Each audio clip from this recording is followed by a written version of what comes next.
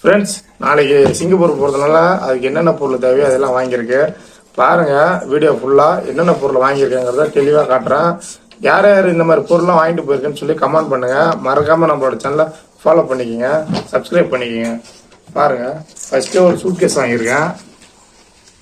சூட்கேஸை Singapore போகிறதுக்கு எந்தெந்த பொருளை மறந்துடக்கூடாதுன்னு சொல்லிட்டு ஒரு லிஸ்ட்டு போட்டிருக்கேன். இந்த லிஸ்ட்டு போட்டு தான் எல்லா பொருளையும் நான் வாங்கியிருக்கேன்.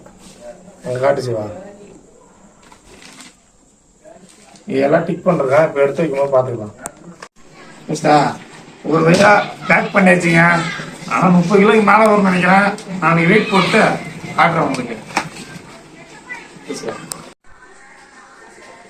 வெயிட் போட்டு பார்க்கலாம்.